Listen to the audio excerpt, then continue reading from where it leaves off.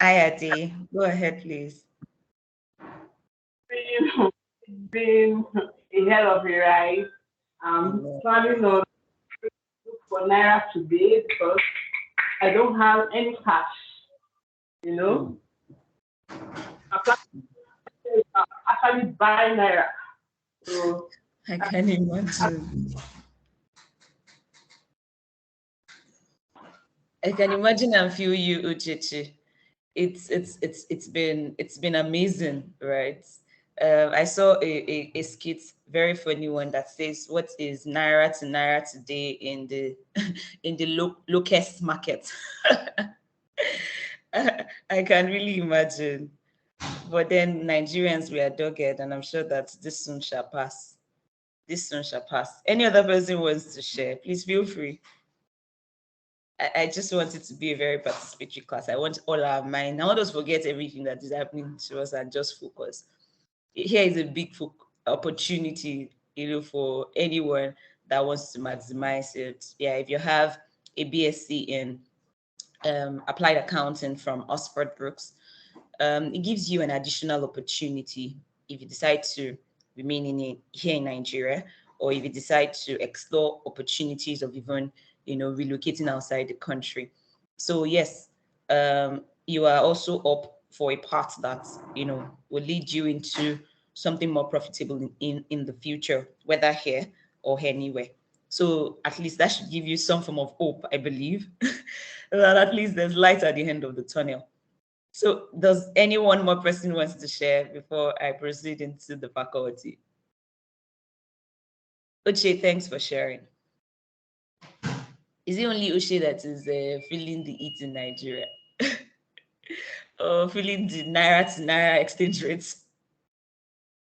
Why are we quiet? Felix, are you there? Mojupe, MSK, Zukale, Samuel, TY, Tienando, Tolu. Hi, Tutu. Good morning. Morning, everybody. Good Please, what morning. is the synchron student exchange rate as we speak? Because that's part of the discussion. The calculation has to. But do you know what the current exchange rate I is? think it's about 8:30 something, if I'm not mistaken, as at January. Currently, I'm sure that it will have changed for February, so I can't tell exactly what it is right now. Thank you. Mm. Thanks for asking that. So you are concerned with the naira to pounds rate more than naira to naira, right? Mm. Interesting. Thanks, MCK. Okay, let's get right into it, so that we do not waste time. So I was talking about, the offerings that we have in Ivy League. Aside the fact that we provide tuition services, we also provide mentorship service, and that's what we'll be discussing in full today. So I just wanted to run us through the faculty itself, what we offer, and how we offer it. So we have rich faculty of seasoned mentors. You already know that the Oxford Brooks offering of applied giving you a path to obtain a degree in applied accounting requires that you write a project, and that project is usually supervised by seasoned mentors that we have at Ivy League. I would also be going into what the responsibility of a mentor is, what the responsibility of the mentee is. But we have a very rich faculty, people that are industry experts, people that are professionals in their field, along all the topics that ACCA Commerce Brooks offers. Another very important thing that we do in Ivy League that sets us apart is the fact that we have an induction day like this. Not many people that offer this service, does an induction day, goes ahead to say, oh, this is what the school entails, and then, takes time to explain, what we are doing today. But it's a plus for us as a school. We go ahead, we explain what the Oxford Brooks offering is by having an induction day today. I'm sure at the end of today's session, you'll be able to tell that, whether you're eligible, whether you're not eligible, or whether it's something you should plan for in the future. Another thing that we do in Ivy League differently is that we have dedicated mentors. So if you look at the mentors grid and the mentors code, it allows the mentor to have at least between 500 and 1,000 mentees per time. Your mentor can even be a doctor. It doesn't really need to be a specialist in what you're reviewing, because the work of the mentor is to just channel or challenge your thought pattern. You've written something and just says, oh, why not consider this? Or why are you thinking about it this week? The person need not know accounting, or need not know or understand finance to be your mentor. The person just needs to have been qualified and certified to be a mentor, and then he goes ahead and then guides you, just like what a mentor does, right? Not all our mentors are specialists in the fields that we play, but then yes, they are still able to guide us. That's exactly the recommendation of Oxford Groups. But at Ivy League, we have taken it a step further. The people that are mentors in Ivy League, there are finance people, professionals, they are all chartered accountants. And so you can imagine that is a plus. In a world where every other school or every other mentors across the globe, and they may not necessarily be subject matter experts, but we always offer, this dedicated and personalized experience for you, with people that also understand exactly what you're doing. So what we also do is, along the topic lines, we choose mentors that are specialists in that area, and then we allocate them to you for review. I'm sure by now you can tell that it is a rich faculty that we do have.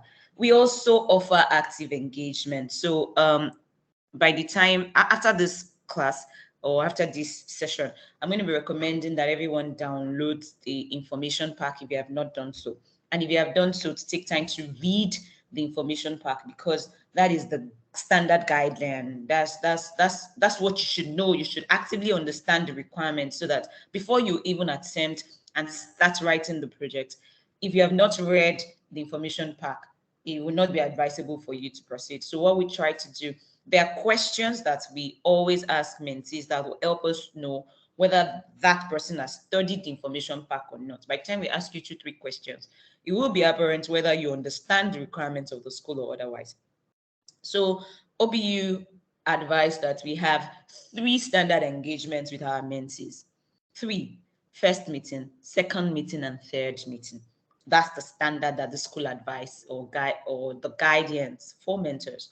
But for us, we go beyond that, not because we don't want to be compliant with the requirements of the school that we work for, but because we understand that active engagement constantly helps to improve performance, and the success of our mentees is our priority. So we go beyond the 3 meetings that are statutory, meaning that you have offline engagements with your mentees. Of course, the 3 meetings, you will have to write a skills and learning statement on what you learned during those 3 meetings, statutorily. But then there are other engagements, WhatsApp engagements, email exchange, sometimes face-to-face calls or virtual meetings like this also, happens, just to ensure that our mentees are effectively engaged, and that they are able to also succeed in the um, wrap that they have engaged to do. Another extra thing we do in Ivy League is chapter by chapter feedback. So there are 3 chapters in the applied accounting project, and each of those chapters we review it, and then we give you comments and feedback. Note that a mentor is not meant to write your project for you. A mentor is not meant to even reward your project. All we will do is review, put comments. Oh, is there a reason why you're thinking about this way? It looks like you're not referencing appropriately, and stuff like that. So you get chapter by chapter feedback by engaging with our school. Another very outstanding thing that we do as a school is we have a day called OBU Presentation Day. Remember that I said statute really, the school only requires that we have 3 sections, but we do beyond 3 sections. Now we also even do a day to, do a presentation. Now, the school requires that a summary of everything that you have learned in your journey is presented to your mentor. And this is also submitted to the school, and it is part of the things that you are evaluated with. So we sit with our mentees, we look through, and then all the mentors there, you will have had dedicated mentors across the line. You will have access to a pool where all your fellow mentees are in the pool, and you can ask questions. And all the mentors are also in that group. Just in case there's anything you're still unclear, unsure about, you can always drop comments in that group. If there are webinars that are coming up, we also drop it in that group. So when we have this OBU presentation, all the mentors that I will be reviewing their profile in this session today will be in participation. So it's not going to be only your mentor, giving you quality input into your work. So you're going to be presenting a summary of everything that you have done, how you did it, and with 8 to 15 slides, you're able to convince a mentor that wasn't part of the journey with you, right? Remember that in this journey, there is no one is going to ask you for a physical one-on-one touch. I mean, your examiner or your marker, the person that is going to be grading your project, is never going to see you face to face.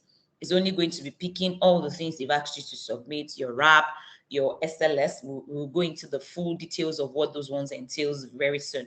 It's going to be picking your RAP, your SLS, your presentation, and then looking at all your appendices to determine whether indeed you should be A graded, B, C, or whether it's a fail. So all these things we sit with you to ensure that you can achieve success.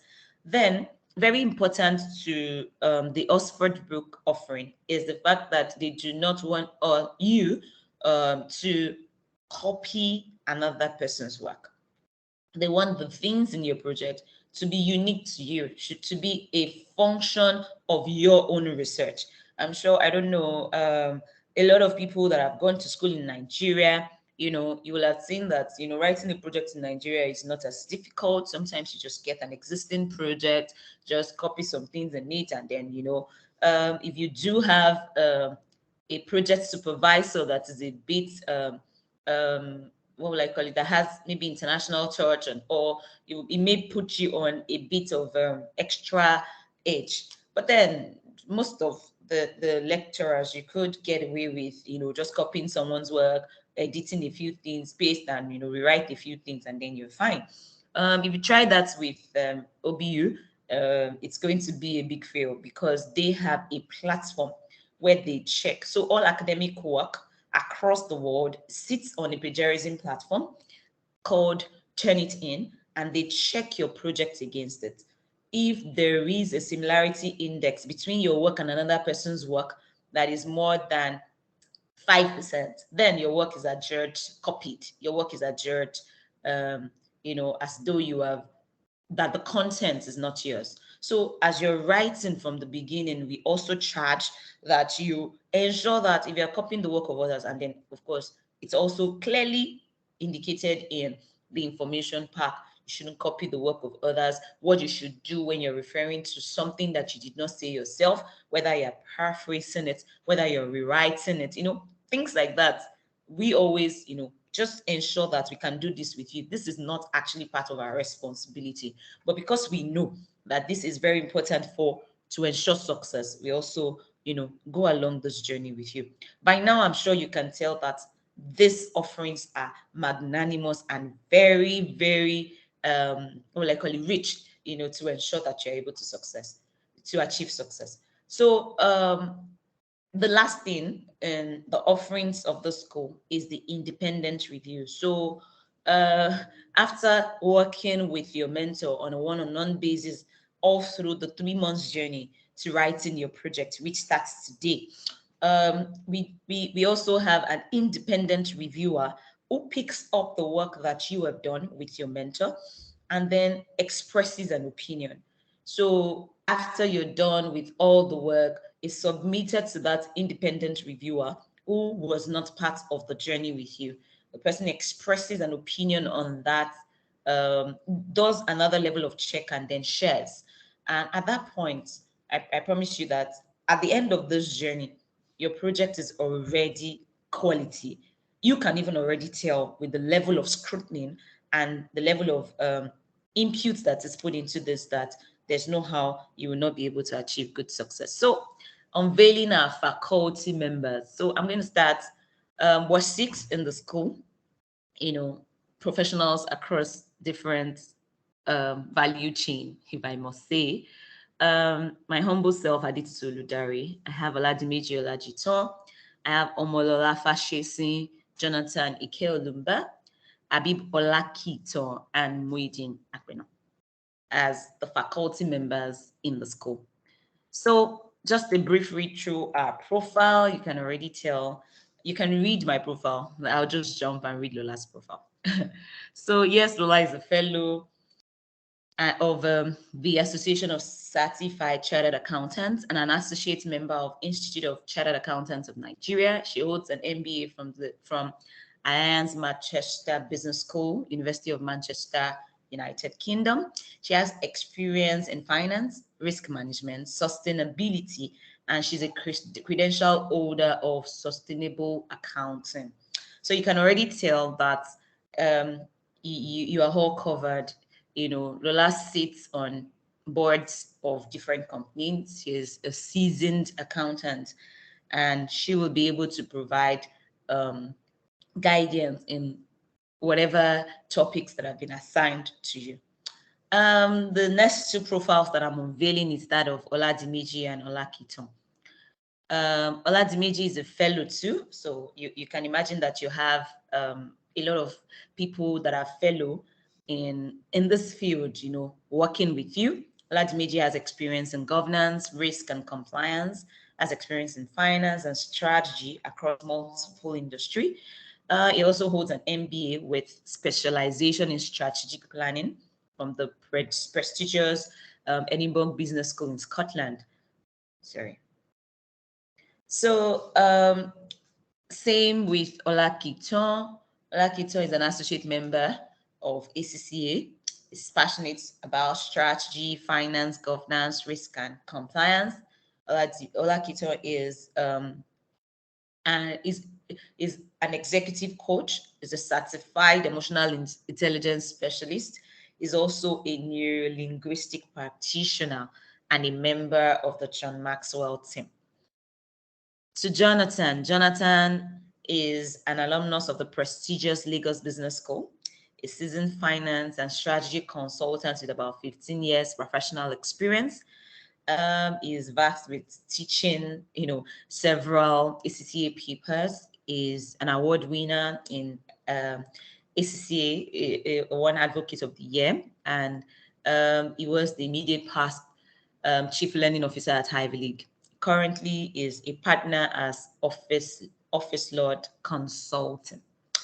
While Muidin, last but not the least, is a member too of the prestigious ACCA, holds MSc and BSc from the University of Lagos, is a seasoned banker, is an analyst of over 16 years in finance, strategy, and performance.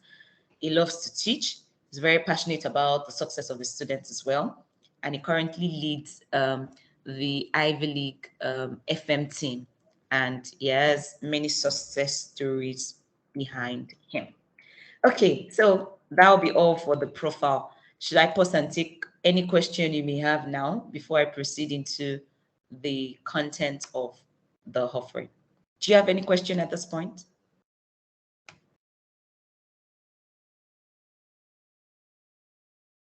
Good morning. I have a question.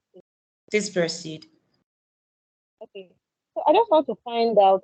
I'm not writing my own now. Mine will be in July to November, I think. So I want to know, will this also hold then? I don't know. Is this also what? Can you say that again? I didn't hear that. I said, will it also hold with this opening? What will I call it? This what we are having now. Yes, Will it yes, also we will. hold with July? Absolutely. Yes, we have it twice a year. So twice a year, this would hold.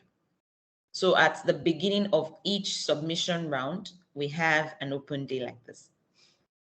Okay. Yes, thank you. Any other question? Any other question, please? Okay, so I'll just proceed. Yes. Okay. Please Yeah, go I ahead. was. Yeah. Good morning. Good My name is morning. Vijay. Hi, So BD. I want to confirm something. Hello, hello, If I hello, good morning. Can you hear me? I just joined. Hi, Bidemi. Can you hear me? Yes, you're audible. Oh, okay. I wanted to ask if how many times the project is being conducted in a year. If Twice. I write my March diet, or if I write the March diet, when is the project supposed to be? If I write June diet and I pass the exam, the next project will be when? Okay, so don't worry, we're going into the content of Oh, the okay. offering, and then I'll explain everything in details. Okay. Thank you. All right, I think I should just move right into it. Okay, go ahead, please. About the mentor, is it the Hello, school that are hello, going to? hello, ma. Sorry, hello, ma. Sorry. Now, can we take I just joined. I just joined. sorry, hold on. Can we take if you want to talk, can you please raise your hand so it's easy and we can make it a bit orderly? So Christian, you first, then Ojukale next. So proceed, please. Hello, ma. Yes, please. I can hear you, Christian. Hello. Okay, Okay, Ojukale, ma. can you? I said I just joined, ma. Okay, I said I just you're joined, ma. Sorry. welcome. Yes, ma. I'm very Welcome. sorry. Yeah, my name is Christian. Okay, Christian, ma. Okay. Yes, ma. So I just. You're most welcome. Thank you. You've not missed anything. You've not missed a lot. We just finished the session of introducing the profile of the faculty members, so it's fine. Okay, okay, We're okay. proceeding All into right. the course of events, so it's fine. Welcome. All right, ma. Yeah, thank you. Okay, Hello, ma'am. please go ahead. Please, I want to ask, is it the school that is going to choose our mentor for us, or we are the one that is going to choose the mentor by ourselves? How would you choose your mentor by yourself? Do you know the mentors already? It's the school that will Oh, choose the mentor for you very well. You don't know okay. them. You don't have access to them. I thought it depends on the organization we choose. That's why. Say that again. That's not clear. How do you mean is a I function of the said I organization? thought it depends on the industry we choose. Maybe medicine company or something like that, or fashion or anything. It depends on our mentor. I will not pretend to understand you very clearly. However, your mentor is going to be allocated to you based on the topic you have chosen, not on your industry. Okay, I understand. All right. Thank you. Thank you. All right. Any other question? No Okay. question. Thank you. So I'll just proceed into the main presentation.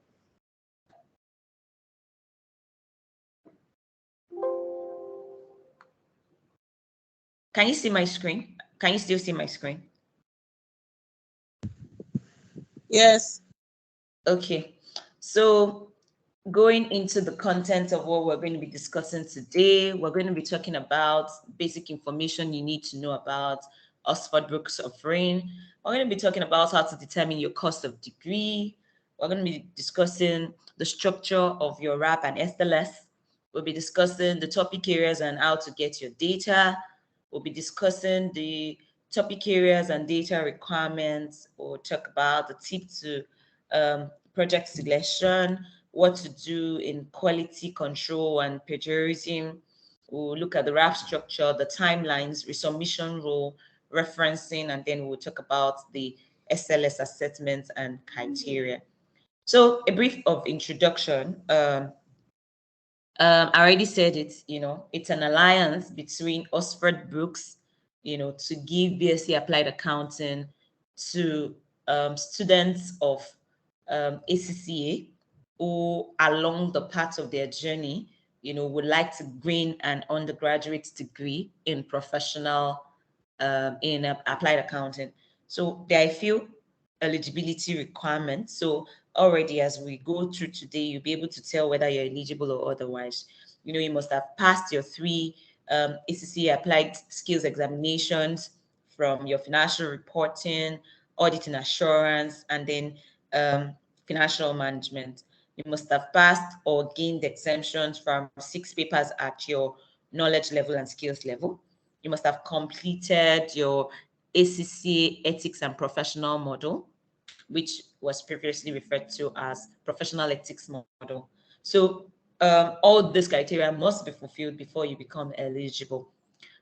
You must have also ensured that the year you registered for ACCA, from the date of your first exemption or first registration, that you're still within 10 years. So we are in 2023. It means that if you registered as an ACCA student, earlier than 2013, then you might need to write to the school to confirm if by any means you can still be eligible. But typically, people that are eligible in this cycle, their registration must have been maybe between 2013 and 2023.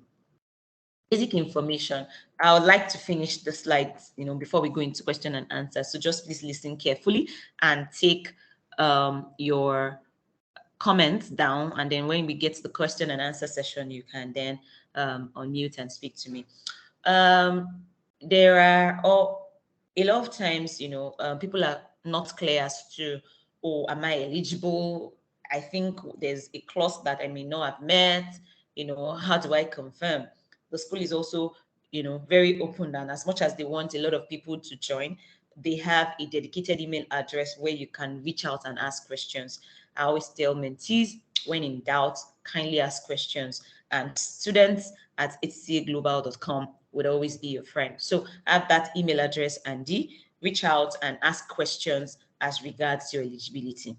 After you have discovered or ascertained that you are eligible to write the research and analysis project. So if you hear me say RAP means research and analysis project. When you have discovered that you're eligible, then you need to know that RAP has 2 parts. There are 2 parts to your research analysis project. The first part is the research report, which we always call RR. So I want you to please get used to some of the acronyms that I may be using as we proceed. So there is research analysis report, which is RAP, and there is research report, which is RR. It's supposed to be 7,500 words.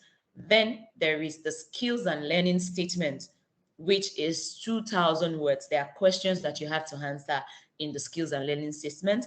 Then plus your PowerPoint, that should not be more than 20 slides, that you would need to also submit. So to submit your research analysis project, you need an RR, research report.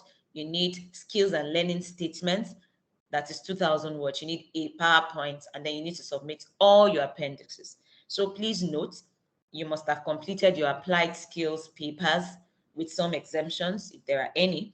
You must have completed your ACCA ethics model, and then of course you should submit a research project. Combination of all this becomes the BSc honors in applied accounting. So this screen is a very important screen for anyone that wants to do the project and wants to obtain that You can't cares see the to know. screen you're sharing. Sorry. You can't You can't see the my screen you're screen. sharing. Yes. Is that the experience here too, please? Is that same for everyone? You can See only your see screen, that but what of we're saying is different Can see your screen. from what you're saying. Oh, what you're seeing is the screen. Okay, let me share again. Thanks for mentioning, please.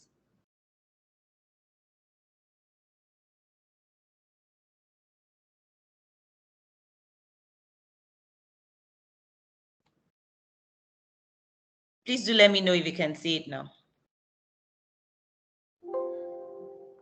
Yes, please. Please, can you okay, see it yes, now? you can.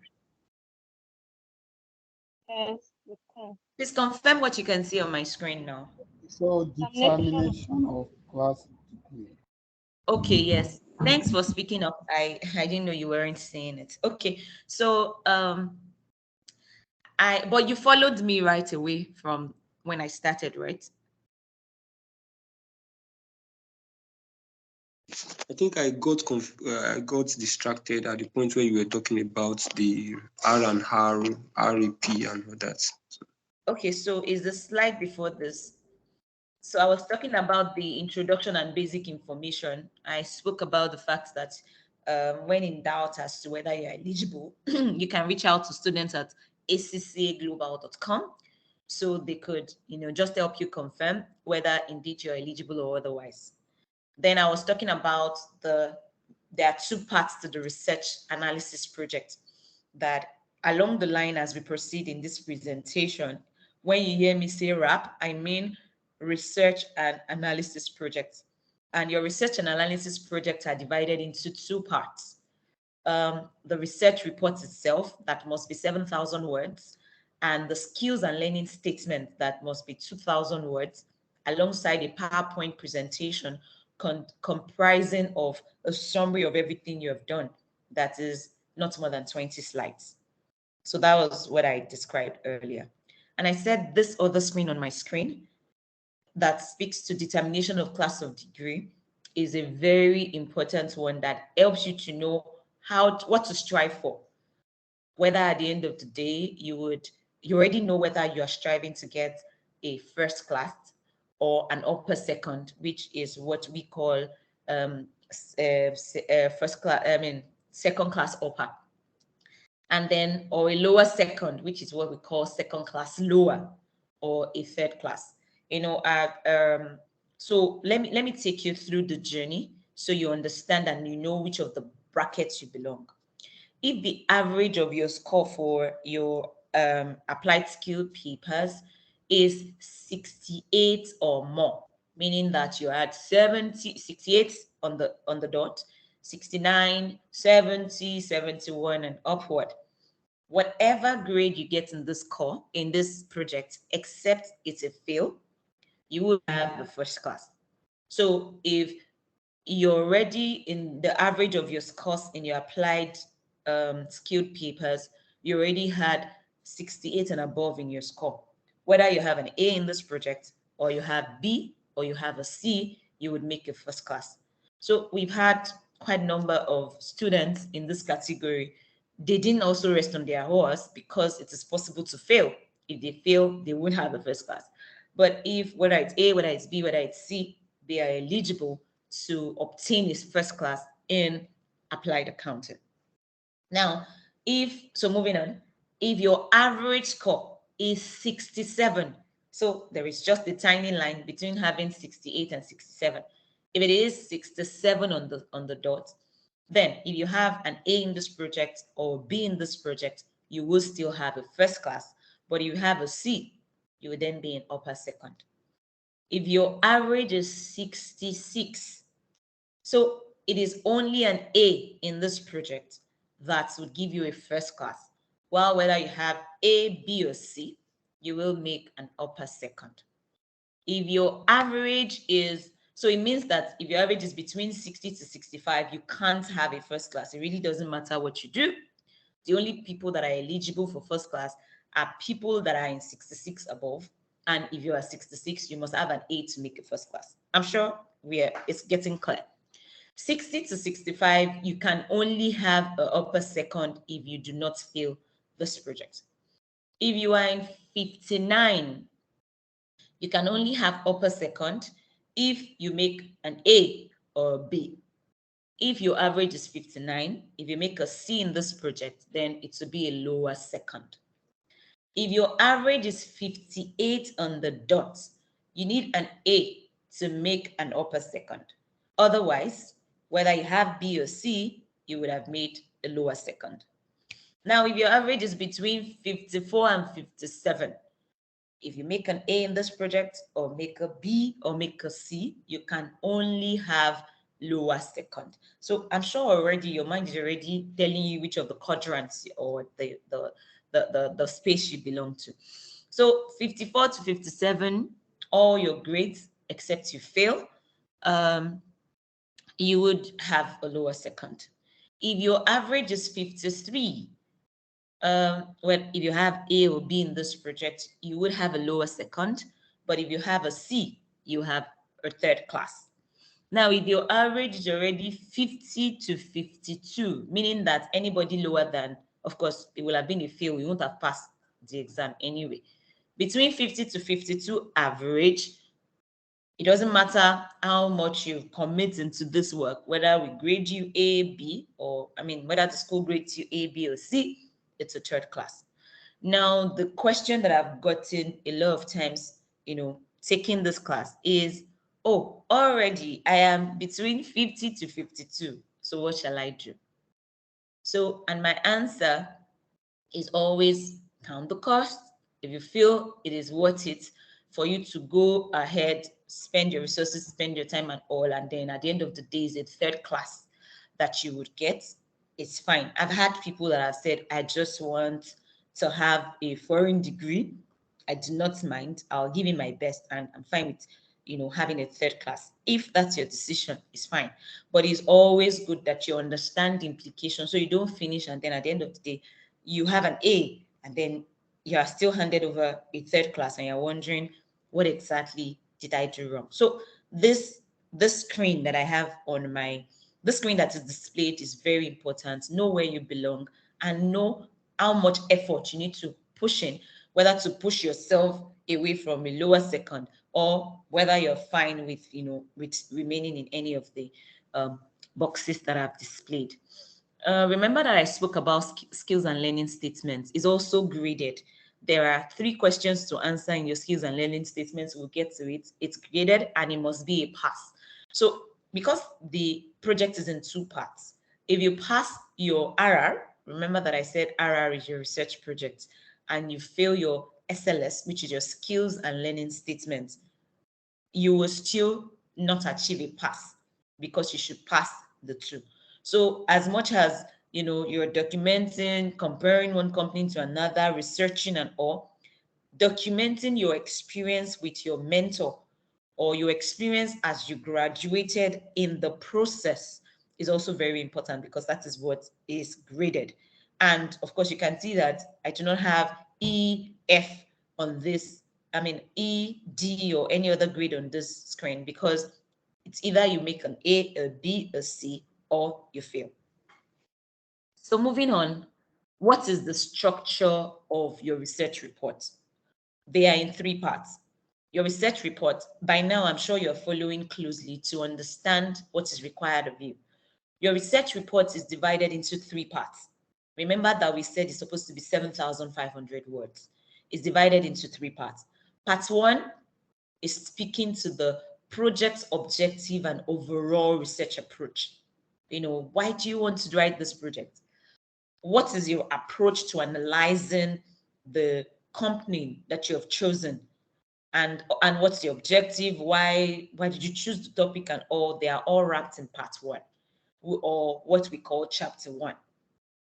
Then the second part is looking at information gathering, accounting, business, and techniques. Now, over the years, I've seen a lot of projects being marked, and a lot of people usually fail this part because there is no how you would discuss about accounting and business techniques that you will not refer to the work of another person. So for example, if you were analyzing a project using Pestel or using Porter's 5 forces or using SWOT, all those models are things that were not written by you. Anything you will be discussing about, whether it's the political environment, whether this is what we would have called technical background or something in our Nigerian project. So this would entail that you would refer to the work of another person. And the reason why people fail this part is because they do not ensure that from the beginning they reference appropriately. I'm still going to speak to reference today because it is very important that you are able to adequately reference your work. Right. So this part is very important. It is only 2,000 words, but it could be a reason why someone could fail the project.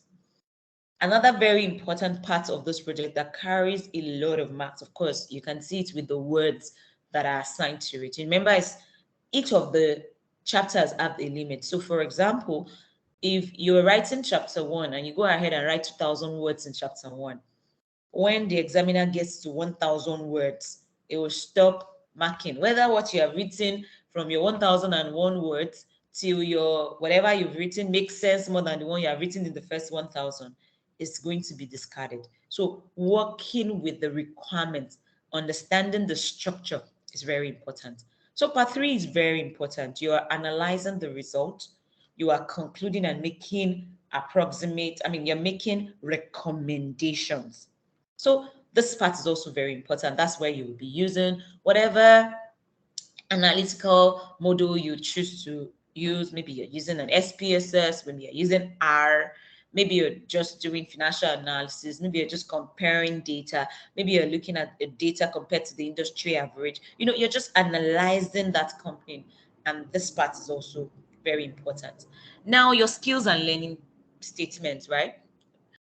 Is a very important part. You're answering 2 questions and you are it's actually a self-reflection that you are doing with your skills and learning statement. You're just reflecting, what have I learned? How have I done? We'll get into the questions so that you can see what the questions entail. But it's just reflecting your understanding, how you have grown and how you worked with your mentor all through the journey. So it is very important as well, while you're choosing your topic, remember that you're writing a project. There is a long range of topics available to you, which we'll get to.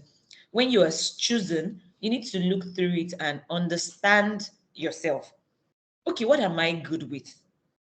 Which parts? Do I love to analyze financial data? Do I love risk? Or am I working currently in an institution that will give me access to be able to review their risk? Or depending on what you do, what you love, and what you have access to, that's what should influence your choice of topic. So, and I'll go around things that you should look out for.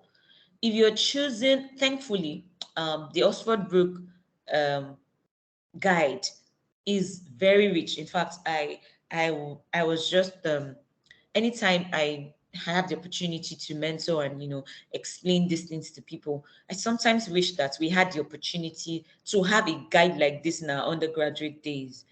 Maybe it would have been even better, and then we'll have improved on our research ability. But then this offers you that opportunity. The first is, if that topic requires primary data, and there is no topic that will not tell you what it requires. So topic 1, it will tell you, if you want to do this, you need primary data, you need this, you need this, you need this. If you read through that topic and you can see that, oh, I don't have access to primary data. What are primary data? Primary data are data that you generate internally from that organization, and you must have permission. So for example, say I want to analyze financial institutions in Nigeria, and I've decided to use Access Bank as my company, right? If it's the financial statements of a bank that I want to analyze, the information is readily available in the public domain, right? Whether I am accessing it from the SEC website or I'm accessing it from the internet platform or the website of the organization, I will be able to get access to their annual account and then do my analysis and leave. But if I'm doing a topic that is specific to understanding human capital measurements in a particular institution, or I'm evaluating the audits of a particular institution, if I do not have access to internal information in that organization, I may not be able to do it. So it's always important that you count your costs. This topic, it says clearly that I need secondary data. I'm fine. I'm not also discouraging you from doing primary data. If you have access to information, it is good. I once had a mentee that used to work in a competitor, where the person was working, and the topic the person decided to choose. I was working in an institution at that point that was doing exactly the same thing with that company. Now, because of course, because of that conflict, right? We had to sign, we wrote to Oxford Brooks to say, okay, I have a mentor. My mentor does ABCD. I also do ABCD. I just, because of access to this information, if I'm going to be reviewing, she was working on something on internal audit exercise, right? If I'm going to be reviewing this data and having access to the things she's reviewing, it could be a leverage for me, to also use in my current institution. What did we do? We signed confidentiality clause. Of course, when you want to use primary data, um, most of the institutions that you need to get primary data for, they need comfort that whatever information that you have gotten, you're going to be using it solely for academic purpose. You're not going to be taking undue advantage of that information to maybe release a press statement about them or whatever, depending on what you find out. So we signed that confidentiality clause. ACCA Oxford Brooks offering also signed the confidentiality clause that they were going to be using the information solely for the purpose of academic purpose, right? And we were fine, and the project was, went well. So very important that if you cannot access primary data for a topic that has been specifically named and labeled as primary data, if you still go ahead and do that project, then already you may be saying that you don't want to pass despite your effort and despite the money you'll be spending. So very important. Secondary data, they are always available. You can search and find them on the public domain. So if your information, or your data is the requirement already says that you should be secondary data, then of course you're good. You can go on the web, but then it then means that you need to also do extra work. So I've experienced a lot of things, mentoring OBU. There was a particular diet we got into our OBU presentation day, and then we had two people that different mentors were mentoring, and they were doing exactly the same topic, using exactly the same comparators. They got into the room, one presented before the other, and then we started analyzing the financial statements, and then one said, some ratios are going up. The other one said some ratios are coming down. And then, that right there and then I just laughed and like, okay, if in the same school, I mean in Ivy League, we have two people that has been working for the past 3 months, of course, under the same umbrella, if I was to say that, and they've been working on the same topic they did not know. Remember that Oxford Brooks offering is not only applicable or available to you in Nigeria. As you have decided to do this today, there are so many people in different lecture centers, different offerings, personal practice that are doing the same thing. They're reviewing and analyzing. It's the same institutions that you have chosen to analyze, because there are some topics that if you get to, it's easy. Once you see it, you just say, I want to use Unilever. Cadbury. Some institutions just come readily to mind, and then before you know it, everyone is analyzing about the same thing, sitting in different faces. And it is easy for the examiner to tell who is right. So let's assume that it's the person that said it has moved up that is right. Automatically, it's a failure on that part of the project if you are analyzing and saying it's moving down. So the work that you're about, or the journey you're about to embark upon, is not, oh, I just want to write it, I just want to do it, and you go. It's dedication. You're doing thorough research, and then you are also ensuring that you see beyond the numbers, and your analysis would at least fetch you some, a very good grade. So internally available information, I already spoke about it. You always need permission from the institution to get access to it. They are not publicly available. While publicly available information, you see in annual reports, press release, governance statements and stuffs like that. So I've been talking about these topics, and here are they, right? And just to help you, I've highlighted where you need primary data, and all these things that I'm speaking to you today are extracts from the information pack. Going back to it, your information pack is very, very important to you in this journey. So yes, these are the topic areas to tell you whether you need primary data, whether you need access to internally generated information, whether the information is publicly available.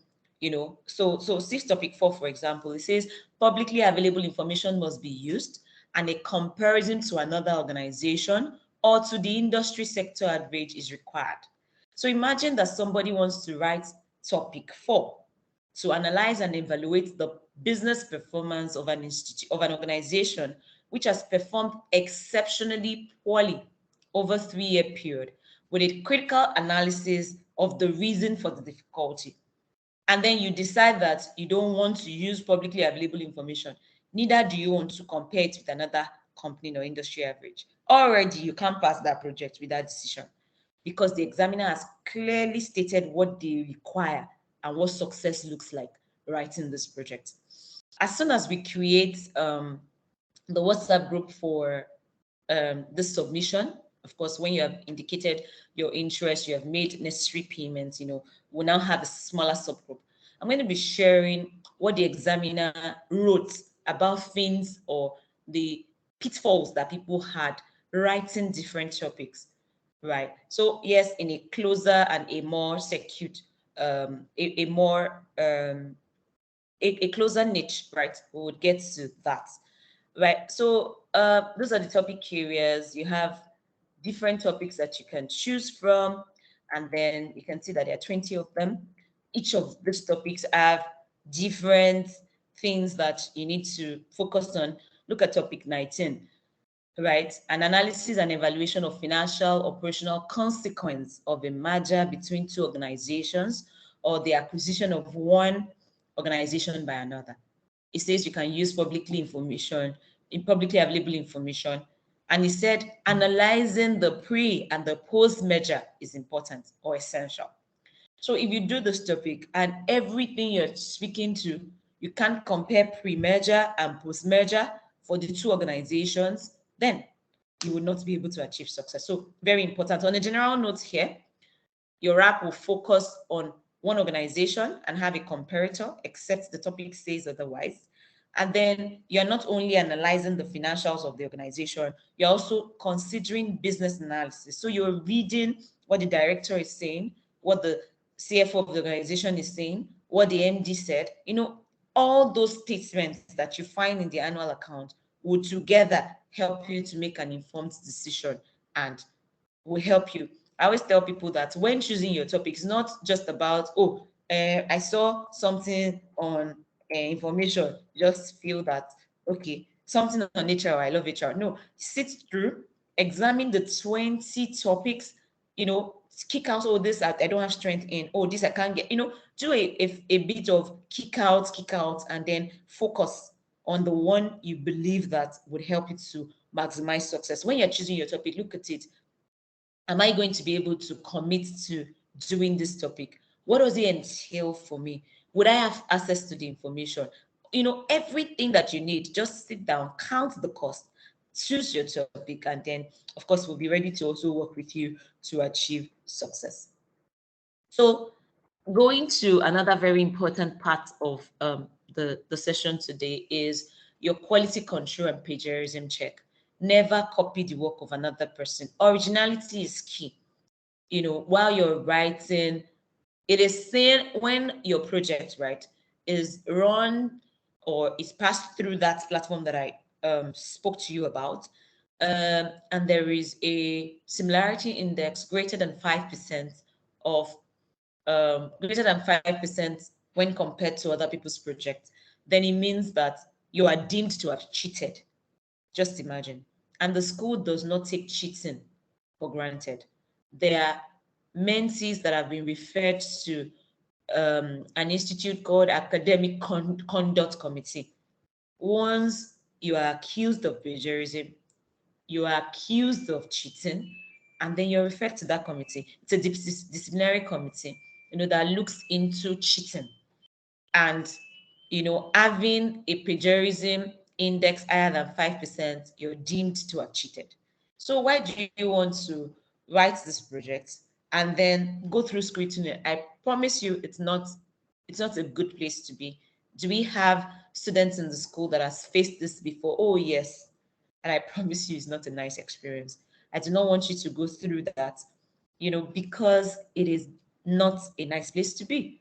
In fact, there was one particular project, that was referred to the university disciplinary committee for her judge cheating, and it was funny. What part? It was funny because of the part of the project that was adjudged to be um, to have plagiarism. It was SLS.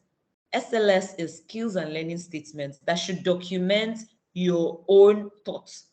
How do I copy another person's thought and say it's my thoughts? There was no how the guy could win, that case, because it was clear that it just took another person's work, and of course, even if you copy another person's experience and you send it to me and the experience looks nice, oh, I'll say it's nice. There's nothing that I have in maybe reading through to be able to tell, oh, this is another person's experience. No, but when you run it through a software that has seen another person's experience before, it would match it. And it was a lot. It was just a copy paste of another person's plagiarism. In fact, just imagine that you have chosen the topic that is speaking to maybe audit, and then you're speaking to your experience, analyzing financials. It's disjointed, and there could be challenges in that area. You're still talking about topic areas and data requirements. Very important. If you're doing topic 4, 5, 8, 17, 20, you must be using recent organizational activities rather than historical activities. And, you must also ensure that there is validity. So if you're writing May project and you're discussing anything, you want to ensure that, that institution, you're using current information. So for example, today, a lot of institutions in Nigeria have not published their financial statements for this year. So if you're doing an analysis this year, remember that sometimes before you end your project, the financial statement is going to be available. However, it doesn't mean that you should now stop your work. So if you're doing a 3-year comparison. So you're going to be using 2021, 2020, and then 2019. So that's where you see that we have said after 1st January 2019. Very important that your information is recent, is immediate. Then you should use the most current financials available 90 days before you submit your project. So even if a new financial statement comes up before you submit this project, provided you have made that using the information that is available 90 days before the start of your submission, then you are fine. So as you start your analysis, ensure that you're using 2021 data, and then you will then cascade down 2021, 2020, and 2019. So what are the things that I've spoken about this already? I'll just run through them again. Availability of data, very important. News and other media coverage, how you can get access to it. I always tell people, when you want to do this project, it's a good time to spend money on subscribing to credible journals. It's a good time to just ensure that you're referencing sources that are credible, and ensure that you can also get access to information. There's no how you write 7,000 words and everything you write from your head, right? Yes, you will refer to the work of another person, but you are just going to ensure that you are adequately referencing. Of course, your comparator. People always have issues with comparators. For example, maybe you want to analyze a part of BMW that does electric cars, and then you will want to compare with Toyota that maybe has not started doing electric cars. This is just for the purpose of explanation, right?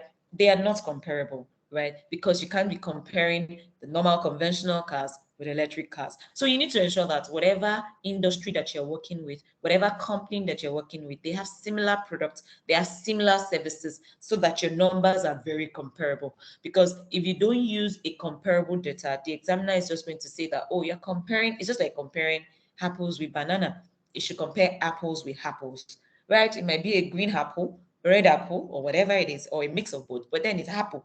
So you must compare similar products, similar services, and all that, so that it's very easy for us to look at the numbers and then say whether this company has done better than this company, and there is no undue advantage. There was a particular project that we had reviewed once. The person was analyzing the press, the media press, and then one of the company had another line of business that was different from media press.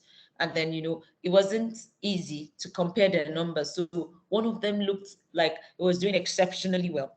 But when we then, started to unveil, we then discovered that, oh, this person or this business has another line of business, and you can then compare it. So when you're choosing your comparator, the same industry, so you can't compare pharmaceutical with finance, for example. Neither can you compare automobile with finance. So in the automobile industry, you're comparing the companies in the automobile industry. If you're doing the pharmaceutical industry, you're comparing with companies in the pharmaceutical industries that have similar products. Then, if you're also looking to review a public or a privately held company, if it's publicly listed, you're going into the stock exchange, looking at, and then remember that you don't even have to analyze data for Nigeria alone. You can analyze a company, provided they both used IFRS, or you are bringing it to the base of the same accounting principle. You can also go to stock exchange markets, get data. It is an international platform, so you're not restricted to Nigeria. If you also decide to use Nigeria, it's fine, because of course this is the environment you operate with. It might be easier for you to get information in Nigeria, or be able to at least apply yourself to things that are fixed here. But then please, by all means, look through, ascertain the company you want to use, ensure that they are comparable, and then take it off from there. Personal interest is very important in researching. You can't just be researching. Like, I don't even like the company. I don't even like what I'm doing. It has to be something that you're passionate about. Take time to, be passionate about what you do. So IT Kate, and you must have heard me during this um, session, speaking to the fact that the Oxford Brooks has a plagiarism checker called Turnitin, where they take the work that you have submitted. In fact, before your work is marked, it is run, it is taken, and then there's a search that is carried out on that your project, just to determine whether it is worth the time of even reviewing it, or it is obviously copied. So they use Turn It In, which is written in capital on what is displayed. Never use Turnitin to pre-check your project. And there are a lot of online free plagiarism checkers and all. Please be careful. There was a particular project during one of the diets, that did an excellent job, carried the work, and then went to the recommended plagiarism checker for um, pre-checks for you is called IT Kit. But yes, because IT Kit, you still have to pay on it. I think it's about $10, pay to do that check. Because what they do is they exclude IT Kit from Turnitin. But every other plagiarism checker is linked to Turnitin. So this person didn't want to pay IT Kit, went into another software, ran plagiarism check on the project. And of course, when it got to Turnitin, that project was already seen as a project that was already existing in Turnitin. Of course, when the investigation began, tried to say, oh no, this is what I did, but then they just referred the person to the Oxford Brooks requirement that says that a mentee must not run his project on another software except IT-Kit. So already, that when an issue is at hand like this, we go back to the requirements. Did you follow the requirements? And that's why we always take time to explain things in details. And I really do hope that we still do not have people that will listen to this and still fall victim. So I already spoke to this, so I'll just glance through what topic one entails, reason for choosing the topic, what are your research objectives, and then an explanation of your overall approach. Then information gathering. This is a place I said you need to be very careful. You're looking at your data source, description of your models, the limitation in information gathering. You're going to be explaining whether there are ethical issues that arose during your information gathering. You're going to be explaining the accounting techniques and business techniques that you intend to do. while your part three is speaking broadly to the data. What did you find out? Describe your results, right? But then in imitation, at this point, it's expected that you're able to logically present your conclusions. You're using graphs, charts, pie charts, and all that to, represent your information. Then at the base of each of your tables and graph, you're explaining the implication so that people will understand what you've done.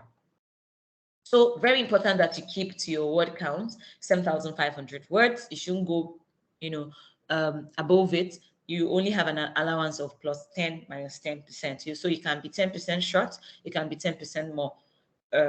Once is if you're 10% less, you would also have to tell why you did not write as much as you should have written.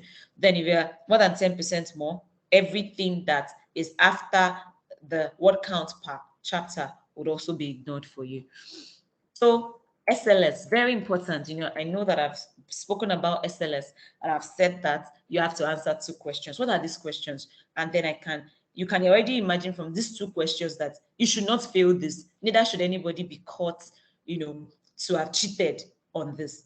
The first question is, how have you developed personally and professionally as a result of undertaking the research project? Should anybody fail this? It is personal to you.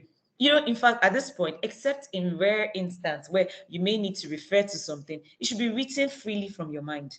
What new skills did you acquire? How did you develop them? Do you have to copy anybody in doing that? And it is because from the beginning, people don't document their learnings. Even today, you have started a journey, and I expect you to at least document something. When you are then writing how you developed personally and professionally, someone could even refer to, oh, at the first day, we became aware of so. We went through, you're just freely talking about the skills you acquired, how you developed them, the challenges you faced, how you overcame them. If you commit yourself to this, you will face challenges. And of course, you'll be able to tell how you overcame them. 2 questions. The second one is speaking to how would the experience in this rap, there used to be 3 questions anyways. They were recently revised to 2. How would this experience help you in the future? This definitely is not what you should copy. They even say you should consider how this experience has made you more employable. So people have finished this project, and then because they have this project, maybe they got another job, or because of this, you did analysis that you've never done before. Maybe some of us are not deep into using analytical tools and all. Or maybe you even went to learn R, or you went to learn SPSS just to be able to analyze your data. How did you grow? Those questions after each meeting with your mentor, you need to sit down and, okay, which of those questions did I answer today? Because if you leave it to the last, sometimes it could be burdensome, to then start to remember everything that happened. After each session, whether it's a meal you had with your mentor, whether it was a virtual session, whether it was just a WhatsApp engagement, whatever, come to this question and seek to know what you can answer and start to scribble them down. Then you then get to a point when you develop them. Then they also ask, how might this influence your future plan in the short or long term? People have written projects before and they decided that, oh, I thought that I loved HR. Now I discovered that this topic that I've written, I have more passion in this area. So I follow it. So very important that from the beginning, you're already seeking to answer these questions. So what's the timeline for completing this wrap? What do you need to do? I love this graphical presentation because it just says everything. So the first thing you should do, which I've said, you're doing background reading, you're doing self-analysis. You see that this is all I have been speaking to since. Self-analysis, your strengths, your weakness, possible options, what topic areas am I going to be thinking? All this you must have thought through before you have your first meeting with your mentor. Remember that I said that statutorily, you're supposed to have 3 meetings with your mentors, right? So before you have your first meeting, you have thought through it. You already have an idea on what you want to do. So at your first meeting, you're bringing those ideas to fore, and then you're asking, oh, okay, this is what I've been thinking about. These are things that I've analyzed. You're coming to the table with something to even speak to your mentor about. Then after your first meeting, it will be clearer. Then you can finalize what topic you have chosen to write. After that day, it is important that you prepare your research project timetable. Now that you know your topic, how do I want to do this? What timelines do I want to assign to it? We have a timeline as a school that we would advise you, but then you need to break it into subs and fit into the timeline that we would also be advising you. When you're done, you're then going to think through finalizing your project objectives, develop your own overall research approach, and plan how you would gather your data. Remember, see another arrow. After your first meeting, what did you say you should do? Gather evidence for your skills and learning statements, because you should start it from today. If you know that you're eligible and you would be writing this project, start developing your skills and learning statements almost on an engagement basis. So after that meeting, what do you do again? You finalize your research approach, think about your accounting and business techniques and all the things that you would need to make your research project a success. Of course, you then start to collect necessary information. If you see all these things that you have to do, your mentor is not in it. I'm sure you can see. Because like I told you, your mentor can be a doctor who does not even understand the industry you have chosen. It's your work to plan and analyze your work. We're going to get to the mentor's requirements so that you understand the extent of work that is required of you. See all the arrows in white, they speak to you, what you have to do. Finalize your research work, the accounting techniques, analyze your results, your key findings. When you have done all this, that's the way you would then have to give your mentor an update. Oh, this is what I've done so far. What do you think? Oh, and then the person expresses an opinion again and tells you, okay, oh, at that point again, you are documenting skills and learnings. I love this part, and everything that I'm speaking to you about today clearly written in the information pack. So then you have your second meeting with your project mentor, and then you analyze, you go, you do your, at that point, you're undertaking, and I need you all to please read through this, understand the requirements, so you understand the extent of responsibility that your mentor has. So when you're done with your draft project, you then make a presentation to your mentor. Then you then also gather evidence of learnings. So see, those boxes in black are the parts where your mentor comes in all through this journey. So you can imagine that you have a lot of responsibility to ensuring that your project is a success. We do not pray that at any point in time you have to resubmit, but it is important that we let you know what it entails. If you do not pass your first submission, you have you said if you not pass your RAP after a third submission, right? You're no longer eligible, meaning after your first, you have two more submissions to make. And the not too nice part of it is once you have failed RAP once, you can't obtain a grade higher than C any longer. So it really doesn't matter what input or effort you put in it. Once you have failed once, you are capped at C. And remember, obtaining C, you go back to that table that has your grade to know what you would get if it's a C you're restricted to. So you also want to think through all this and ensure that you give it your best shot and that you do not have to rewrite it. And if you rewrite it the first time, you have only two more. After the second one, if you do not pass it, then of course you can no longer obtain BSc in applied accounting. But can you still hear me? Am I still very audible? Yes, please. And are you following me? Yes, sir. Are you following me, please? Yes, I'm following. Okay, thank you. So I thought it was also necessary for you to know these deadlines and put it to mind. I remember that there was a particular mentee that we had once that had taken time to write a project. He did all his work. He was doing very well, attended everything. And when we were when we were at the OBU presentation day, I then asked that, okay, we are at the final submission stage and all, just tick your boxes. Let's be sure. I hope we all have submitted our professional ethics model. Then he said, what does that mean? What is professional ethics model? I'm like, really? We've been saying this thing. You need to submit your professional exit module before you become eligible. Here you are at the last instance, and then you discovered that you didn't submit. Was it painful for him? Yes. Painful for the mentor that has also spent time with him. Of course, he couldn't submit that diet because he wasn't eligible. So please don't be in that shoe. If you are prepared and you know that you want to write this rap for the May submission, then you must have completed your professional ethics model before 24th March 2023. If you do not complete it before this time, then you're not eligible. You will not be able to submit and pass.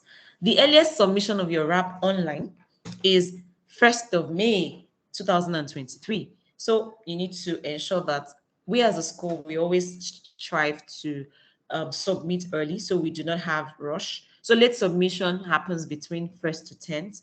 If you're not able to meet up with 1st, yes, you can still meet up before 10th. After 10th, at 13 GMT, which is, I believe, is 1 p.m. Nigerian time, you would no longer be able to 1 a.m. or 1 p.m. You might need to confirm that you no longer be able to submit. Someone had asked me earlier that when would the results be out? So here we are. The result is going to be out on the 20th September 2023. So you would know whether it's A, B, or C you have gained in this project, and you also know your class of degree, and then you can then start to discuss where you would do your graduation if you decide to be part of the physical graduation, or whether your results should just be dispatched to you and then you're not interested in maybe traveling to achieve to graduate. It's up to you. It's also important to note that this is not also they're very cheap. And with the exchange rate, it is £470 that you have to pay. Please count the cost. It's not small money to pay, this, and then at the end of the day, it's now not going to be a success. That won't be nice. I'm trying to quickly see how much this comes to in Naira, if I were to use a fair estimate. So that's close to almost paying 400,000 for the project. This is aside the fee of your mentors in Ivy League. So very important that you are able to meet up with your submission, familiarize yourself with the portal for submission, go through it, submit everything you need to submit, and then you can also contact ACCA at brooks.aca.uk for further inquiries. I think what we would do with referencing is we would ensure that we have a dedicated, would ensure that we have a dedicated session for any for people that will eventually come into the school to take them through referencing. It is very important that we reference every other person's work that is not yours. There's a way to reference a direct quote. There's a way to reference an indirect quote. Anytime you're referencing or referring to the work of another person, it is expedient that you reference it well. There is a tab on Word that I would like to show that would help you with referencing. But let me just quickly speak to it. For referencing, you can be acknowledging, you can be paraphrasing, you can be summarizing, and you can be quoting, and they all mean different things. But anything that is not your work, please, if it's an acknowledgement, reference. If it's that you have taken someone else's word and you're trying to paraphrase it, still reference. If it's summary, reference. If it's a quotation, reference. Very important. So don't just lift people's word and then quote and jump into your own file like that. So for example, you see Potter's 1979 explains that if that's what you want to write, it is useful that you can paraphrase that word.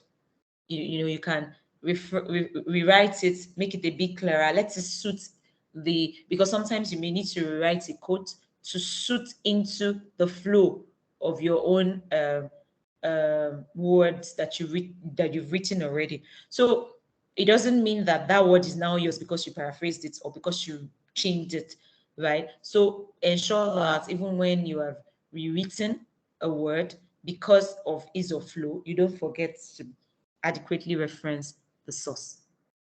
So summary, you could also, just read through the thing and then do a quick summary of what you believe that that thing is speaking to, but ensure you reference. You could also quote. It could be just a quote in the middle, but when we have also quoted, you must ensure that you reference. So it is very important that when you're referencing insight means that I'm writing something and I just want to quickly bring that reference and then end. So see the example on the board. When you're doing an insight reference, you must focus on the idea. The well-being of children is the responsibility of all professionals with children, right? Who said that? Every Child Matter 2007. Then you go, although an emphasis on well-being runs the risk of turning teaching into therapy. So you have combined the ideas of two different people into a text and you have referenced them. Now, referencing, you don't have to do it manually. You don't have to type every Child Matter 2007. No. If you go to a tab on Word, like I said, I'll show it. Please remind me. I'll show you how you can reference. While you're referencing, you would also ensure that your source is already, while referencing in text, your source of reference will already be embedded in the Word document as well, such that when you're done, you just click on your reference list and everything is auto-populated for you. So focus on the source. If you want to focus on the source, you start with the person that said it, what they said. Remember that this is focusing on the idea. The idea started, then the person that referenced. But the next one is focusing on the source. So the source started, then the idea. So very important. I just thought to quickly also show you what constitutes an A. And you know that I've said, oh, if you are if you are 6 above, you are the only ones that can have an A. What would your examiner see in your project that will make him conclude that, oh, this project is an A? He wants evidence of wild reason, that you have read very well, that you have used appropriate context, appropriate business model, appropriate theories, that you fully understand what you're doing yourself. There are times that people write things and you're like, what is this person even saying? You read it up, down, you can't find it. So he wants you to be able to demonstrate that you understand what you're doing, that you also understand the institution that you chose, and that you took time to research on them before writing the project. So on the technical and professional skills is looking at your understanding of accounting model. Why will people fail? Little coverage of the theory, very limited understanding of the context or the concepts, very limited explanation of the advantages and the models, very unacceptable academic practice. Can you see models, cut and paste from other sources and all? Of course, that would be a failure. What about a C? You are just demonstrating scanty understanding. You are repeating words unnecessarily in an uncritical way. You are limiting the limitations of the model. You can't even discuss extensively because you don't understand it. Of course, that would give you a C in the project. So another very important part that would give you technical and professional marks is how you have applied the model. So whatever model you have chosen, insightful critical examination of them would give you an edge over someone that just did not know no insightful. And when they say critical evaluation, it means that you're looking at what is for it and what is pro it. Or against it. You are evaluating the positive, evaluating the negative, and you are comparing. That's what a critical analysis does. So if you want to ensure that you are able to achieve grade A, you are critically appraising the concept. You're critically appraising your discovery, and you're able to justify, your calculations are without errors, your interpretation of the models are appropriate in their context, that way you're able to achieve success. I want you all to, go into the park and read the eligibility criteria so you also can understand why people fail and why people pass. Then you should evaluate the information and analysis and conclusion. Why would you have an A? High level of critical thought shown in your analysis. It's obvious that you rigorously approached it. You have used the information available. It is clear. What you're saying is clear, is accurate. Remember that these people are professionals and they can verify the source. So when your project is being reviewed, the source is verified. What you're saying is clear, in clear English, appropriately referenced. It is clear, it is accurate, it is full. You know, it is obvious that you have read wide. You understand the organization, you understand the corporate strategy. As you're explaining the growth in numbers, you're bringing facts of the company, the strategy, what the industry, what their regulators are saying. It's obvious that you took time to research. So, and then you're also drawing clear conclusions. So let's say at the beginning, your aim was to evaluate and critically appraise whether what has made an institution to stand out in a 3 months time, or so in a three months period, or in 3 year period rather. And then at your conclusion, you remembered what your objective was. You answered deep questions on your objective, and you are able to, bring the objective and then even make reasonable recommendations. Of course, it will be an A in the project. So very important. Then another thing that you cannot overemphasize is the way you have presented your findings. It's not a time to scatter things, right? You want your reader to be engaged. In my MSc projects, I remember my conversation with my project mentor was you need to ensure the reader must be carried along. There has to be a logical flow. People that just write in the middle, then go to another thing, they write. No, there's a logical flow. When you're analyzing maybe the profitability, you started with what impacted their gross profit, then you move systemically, and then everything is clear. Not that you're speaking to ROE, then you go back to gearing, then you come to profitability. It just always doesn't seem coherent. There has to be good structure. There has to be a coherent flow for anyone to be able to understand what you have written. Your graphs must be effective. It must show and convey what you're trying to do. Each of the explanations that you have on the graph, it's clear. There are clear subheadings. There are clear structure. You're not going to be there to present your finding. So you must be able to, interpret and write correctly. So why would a person fail? The report is practically not efficient. The reader doesn't even understand. There are things that you read, you're like, God, what is this person saying? There's no structure. It's not logical. The graphs are not labeled. It's inconsistent. It's unacceptable. It's obvious that a template has been copied. All that will not make for success. So yeah, remember those 2 questions that are personal to you. They're also marked, and you can either fail or pass them. At this point, what the examiner is interested in knowing is, can you communicate clearly? Grammar, spelling, punctuation, your style of writing. Can you report what had happened in the process of your mentoring in 3 months in just 2,000 words? You understand? So it just wants you to be clear and use your words, reference where appropriate, put the list of referencing. Don't assume, don't omit things, don't copy and paste. It's obvious that you also read while you sorted. You went to different sources, journals, company source, newspapers, articles, and all that.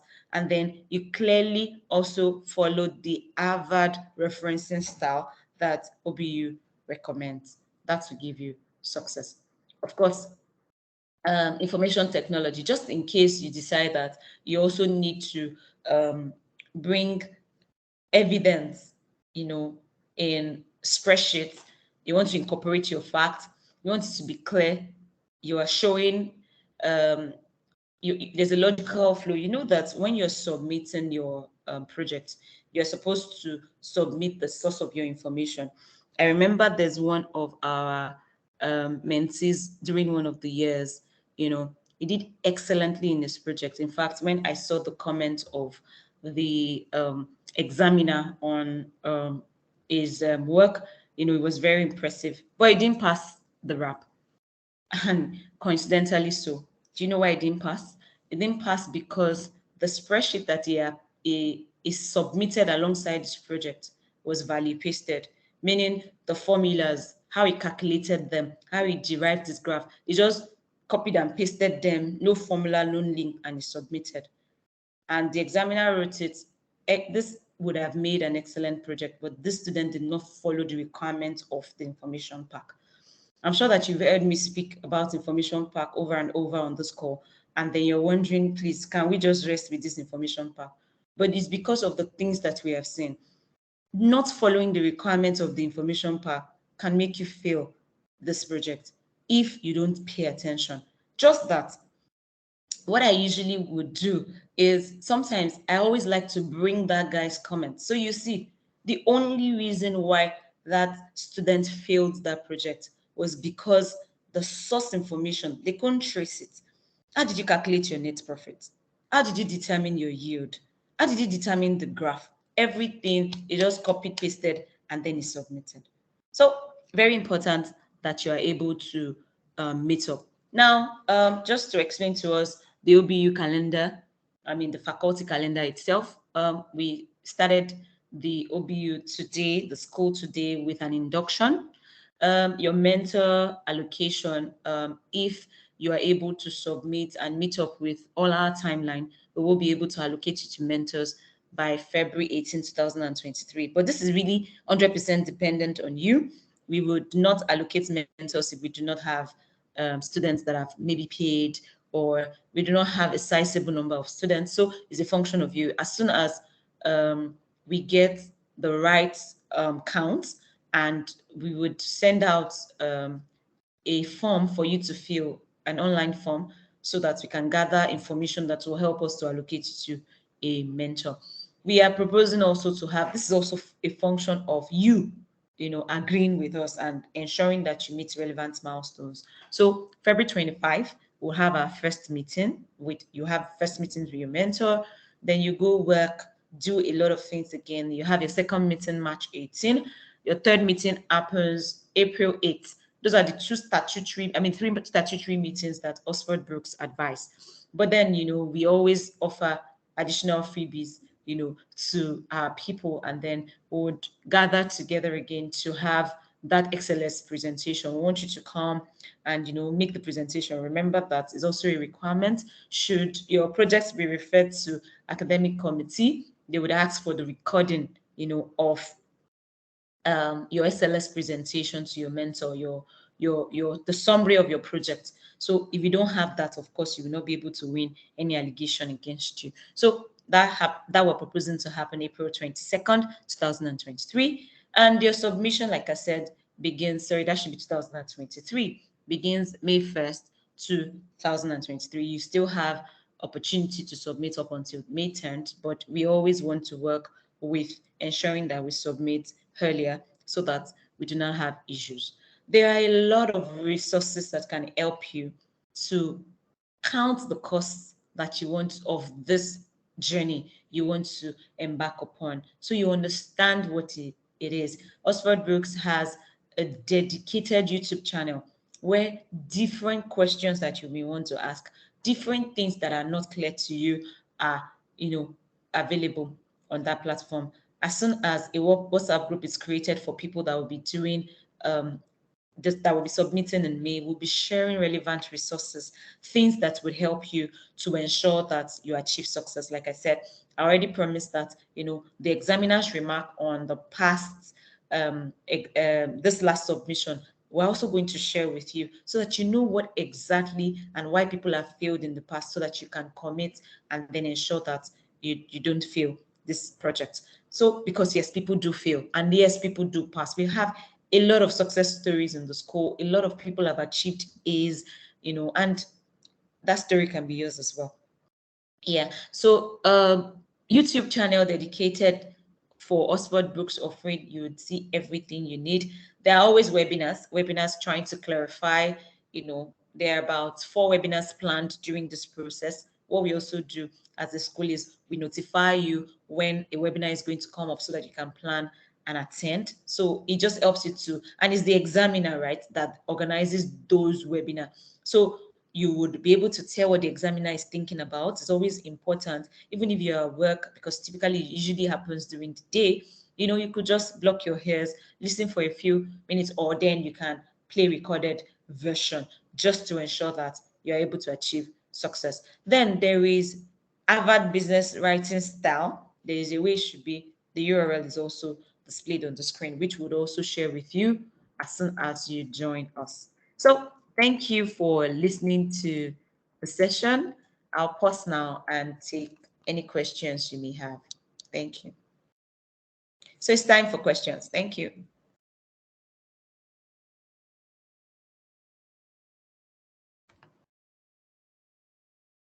Okay. All right. Please raise your hands. Thank you. Yes. Mudira, I hope I could not pronounce your name well. I apologize if I didn't. Please go ahead. Mudira, okay. Can you go ahead with your question, please? All right. If she can't hear us, Deborah, over to you. Deborah. Hi, Deborah. Yes. Yeah. So I just want to ask, I don't know if you said it because I'm a little distracted. I'm not at home. I'm in the place in an enclosed environment. I just wanted to ask if we'll be given topics and we choose from the topic, or we have to just get the topic, or how do we get the topic? So in the information pack, there are 20 topics from which you can choose. No one will give you any topic. You would choose the one you're most comfortable with. And yes, we'll work with you on whatever topic you have chosen. Okay, then if one fails the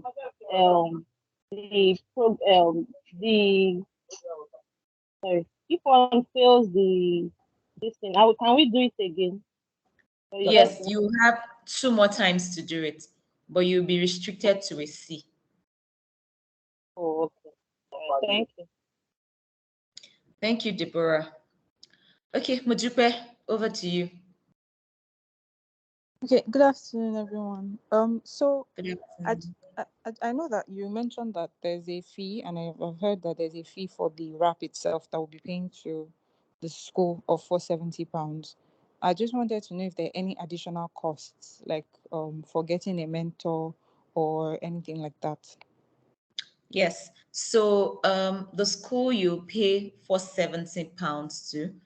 For Ivy League, you pay 70K for mentorship service.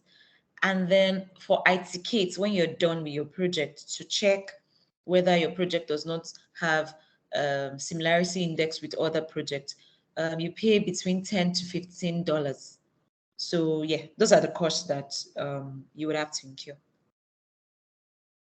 Okay, thank you. Thank you too, Mojupe. Uchechi, over to you. Hi.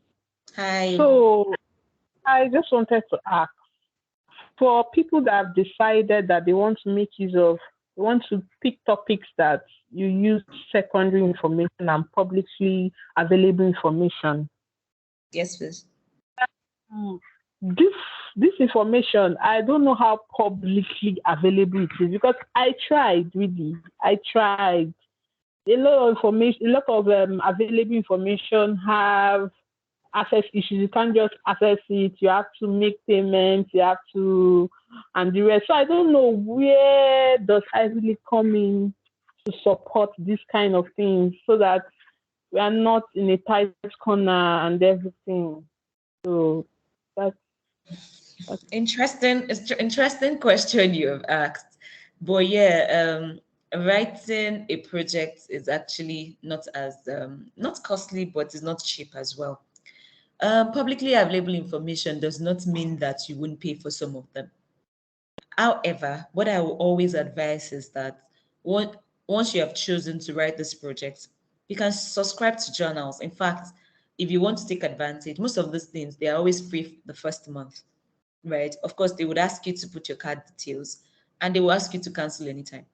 So what you can do is to plan yourself and like, okay, I need to write this project. I do not want to incur unnecessary costs. However, I also want to be successful. Yes, you put your project, your card details, and then you also set reminders to delist yourself before the renewal period, you know, maybe elapses.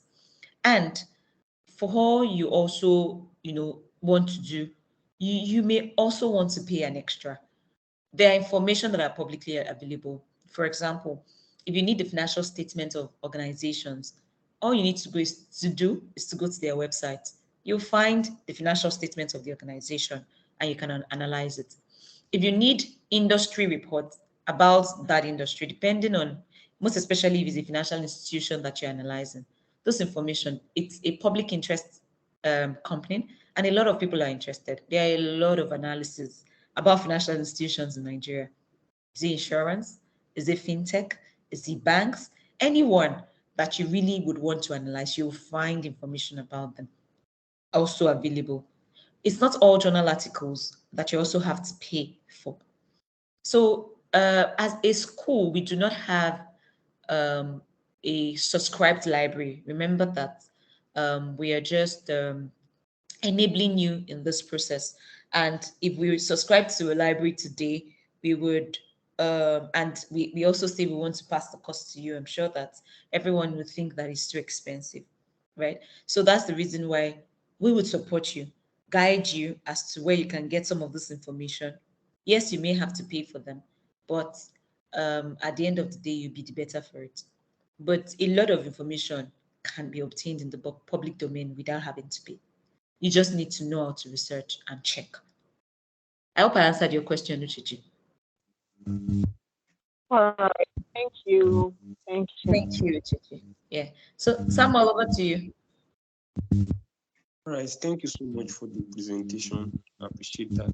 And my question speaks to the one you just answered. I think that is clear. And then the second question relates to the issue of data. Now, if what's it called, data analysis precisely, I observed during the presentation you were making reference to SPSS and what's it called, R analysis. So I want to ask if it is possible to use any other analytical technique, I mean statistical packages that is different from what's it called, SPSS or like eViews, because I mostly make use of eViews. So I want to confirm if that is acceptable. That's number one. So can I go on with the next question? Yes, please go ahead.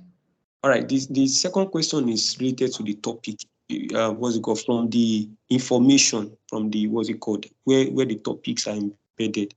We have about 20 topics, just like you said. And I want to ask if I'm able to pick one of the topics. Am I having that exact topic, or do I need to reframe? Do I need to adjust that topic to suit my study, or is it compulsory? Because you said we should follow what's what's it called, what was written, or what has been written in the information, like I mean the documents. That will be a guide to us. So I want to confirm if there's a need to modify the topic Okay. to suit our research. Or Okay. Thanks for your questions. Very apt and appropriate.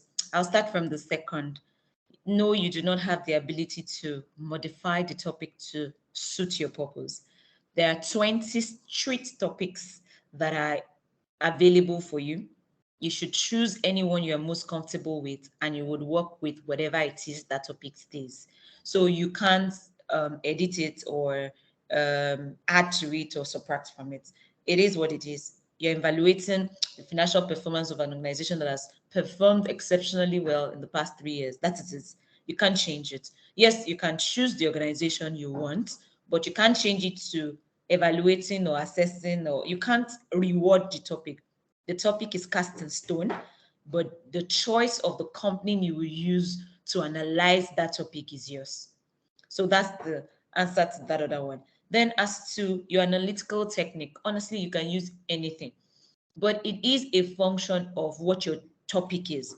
So if your topic is speaking to financial analysis, I really don't even expect you to go and start to use R or start to use SPSS or the one you just mentioned.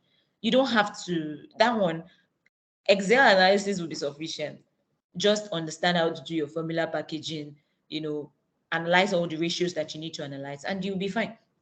But if you were analyzing qualitative data where you would not necessarily have numbers, then you start thinking of statistical tools where you then start to code and qualify female as one, male as two, stuffs like that to see correlation.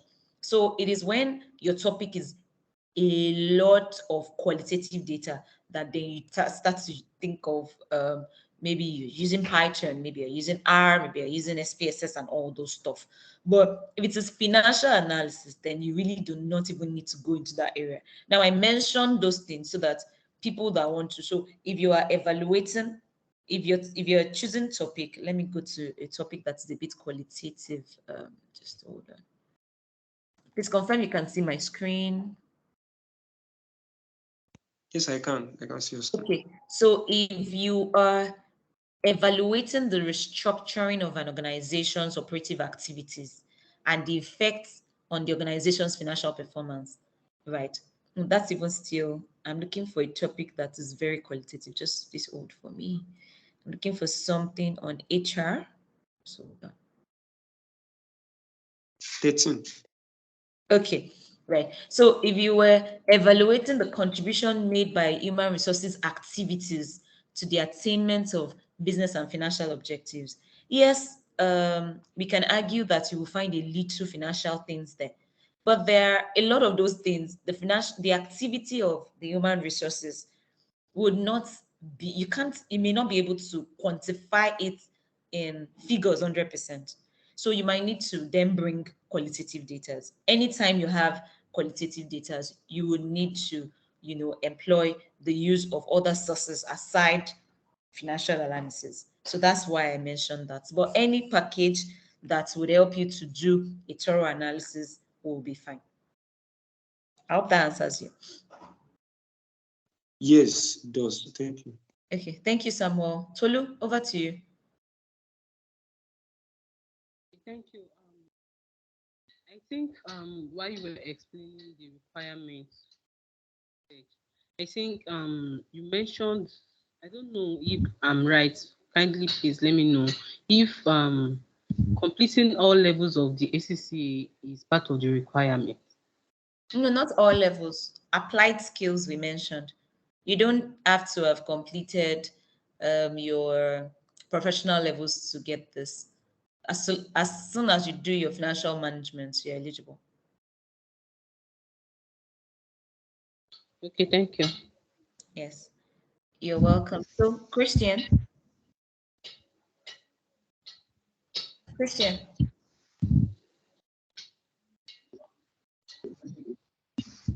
Christian, over to you. Okay, if you're speaking, please note that we can't hear you. Can you hear me now? Okay, yes, you're audible now. Okay. So I wanted to ask, like, this project, when we start this project right now, by the team, we're going to allocate it to our mentor. So the skills and learning, the skills SLS rather. Are we going to? Yeah, is it so? When we're going to submit it in the document form, right? Like in our project, like 2,000 words, and we're going to answer it in the format of those questions that were asked, right? Yes. Like what new skills? So it's going to be like the first heading, yes. What new skills? Absolutely. Okay. Absolutely. So we're going to So that's what I wanted to ask. And it's going to be submitted. Is it going to be submitted to our mentor? No. You're submitting it as part of your project.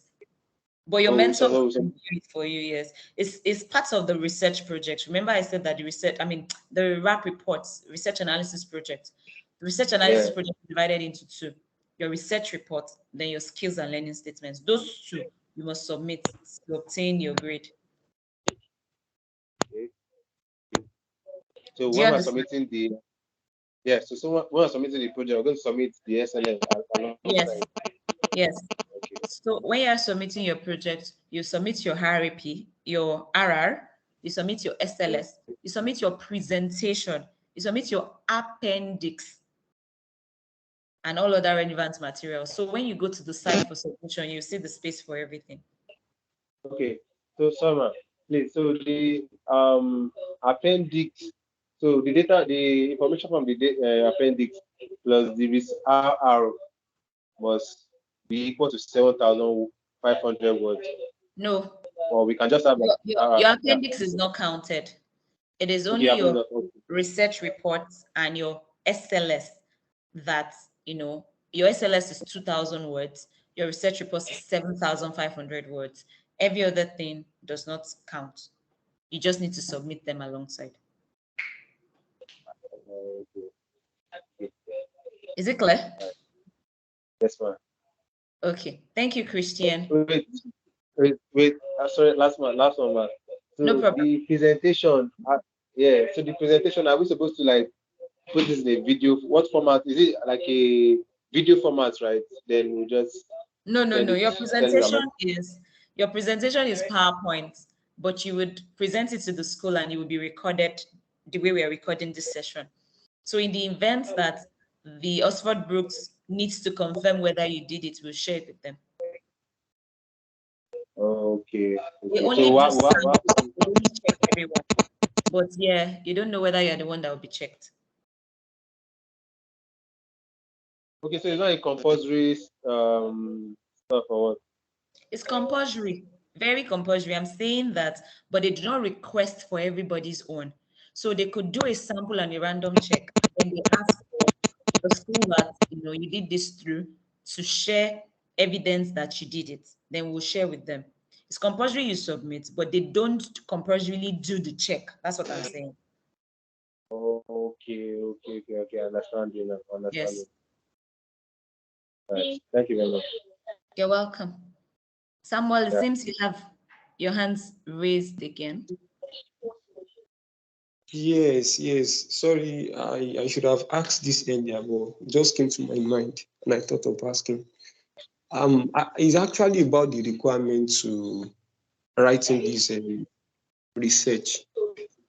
For a person who did ICANN and had this CCA, and the person was exempted from writing the applied skills and others, like just expected to write the strategic professional. After writing the strategic professional and the EPSM something, so is the person still qualified to write, like to do the research? Okay, very good question. So the person can elect to reject the exemptions, right, and write these papers so that you qualify to write the Oxford Brooks project. Otherwise, if you did not do those papers, then there will be nothing to use as you know that once you're done, you get a transcript, right?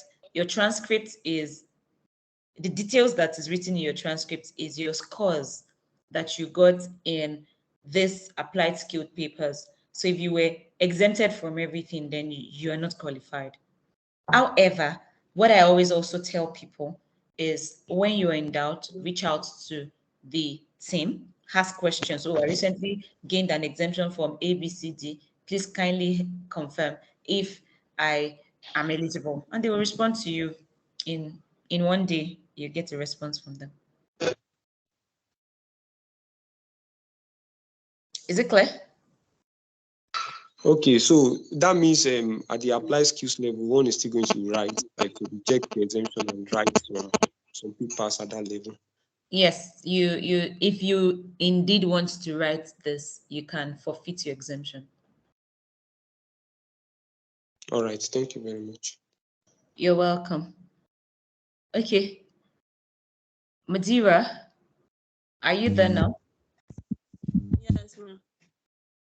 Please, Okay. the OBU, are we going to pay it to our SCCA account or what?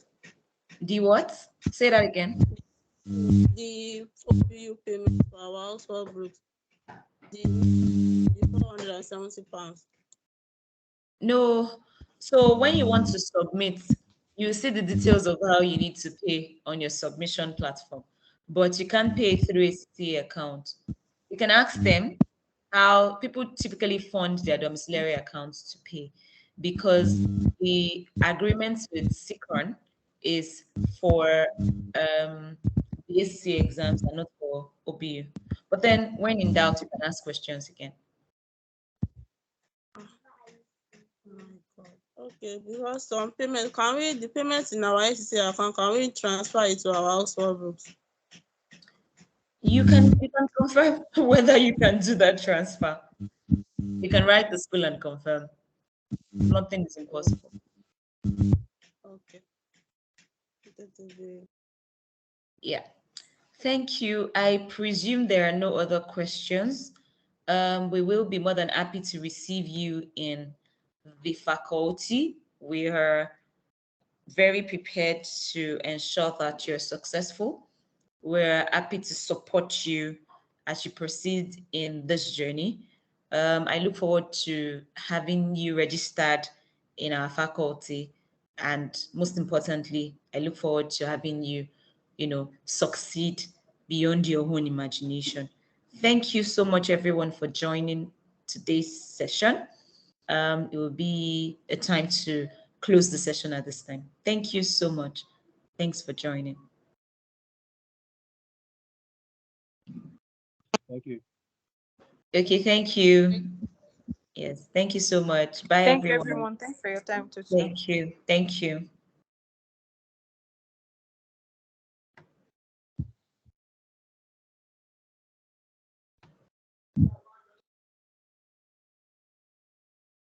Please feel free to reach out to the admin to get details of our registration and how you can be a part of the school. Thank you. Bye, everyone.